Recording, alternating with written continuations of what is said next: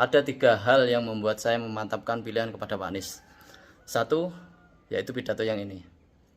Dan jadilah saksi bagi kami, saksi yang nanti akan bersama pada saat kami mempertanggungjawabkan di hadapan Allah Subhanahu wa taala, Sang pemilik segala kekuasaan, yang memberikan kekuasaan kepada siapapun yang Ia kehendaki dan yang mencabut kekuasaan dari siapapun yang Ia kehendaki. Di sini Pak Anies benar-benar memahami bahwasanya seorang pemimpin itu akan dimintai pertanggungjawaban. Ini yang paling penting menurut saya sebagai seorang pemimpin. Sebab ketika pemimpin itu tahu bahwasanya dia nanti akan dimintai pertanggungjawaban di akhirat, maka apa yang dia kerjakan itu otomatis akan yang membuat menyelamatkan dia di akhirat. Jadi ketika dia memikirkan dirinya sendiri di akhirat, otomatis dia tidak akan berbuat zalim. Itu satu. Di situ Pak Anies juga menyadari bahwasanya kekuasaan itu datangnya dari Allah. Allah mampu mencabut kekuasaan dari siapapun yang dia kehendaki dan memberikan kepada siapapun yang Allah kehendaki. Kalau nggak salah itu mengutip ayat Al-Quran, tapi saya nggak tahu yang mana. Yang kedua adalah pidato yang ini. Memegang kewenangan bukan berarti tahu semua jalan keluar.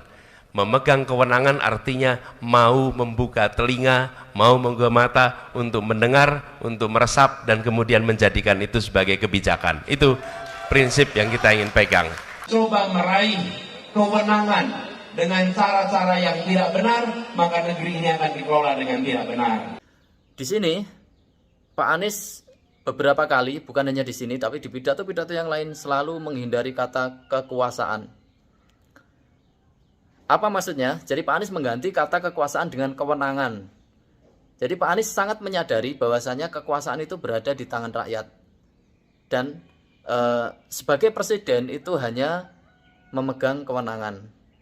Konsepnya sudah benar, bahwasanya kekuasaan tertinggi itu adalah ada pada rakyat. Dan sebagai penyelenggara negara itu hanya memiliki kewenangan, yang mana kewenangan itu bisa diatur oleh keinginan rakyat yang membuat rakyat itu baik seperti itu atau sejahtera.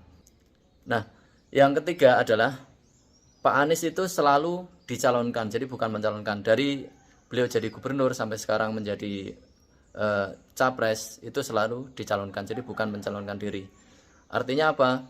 Seorang pemimpin atau seorang yang mengerti betul bahwasanya menjadi pemimpin itu pertanggungjawabannya berat, maka dia untuk mencalonkan dirinya sendiri itu berat seperti itu. Tapi kalau dicalonkan, orang memintanya, maka dia dengan penuh pertimbangan akhirnya dia menyanggupi permintaan itu. Siapa yang lagi ditolimi? Iya. Itu yang pada habis di reshuffle itu. Oh. Jadi kita yang pada reshuffle itu dianggap sedang ditolimi. Sedang dizolimi. Jadi di absen lah satu-satu, mereka berunding. Rupanya dalam obrolan itu coba Anies. Jadi Pak Aksa langsung ngontak. Saya ketemu beliau habis makan siang. Terus ketika bilang, Pak Anies ini ada obrolan begini, bagaimana Pak Anies? Wih, saya nggak pernah membayangkan. Iya. Jakarta, belum pernah terbayang. Kalau masalah program itu bagi saya nomor keempat ya, program. Karena program itu bisa disusun sendiri, bisa disusun oleh timnya, bisa bagus.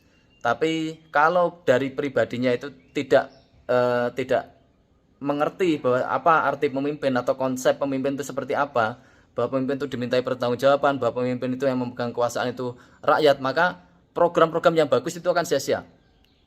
Karena nanti ujungnya hanya untuk kepentingan dirinya atau kepentingan kelompoknya.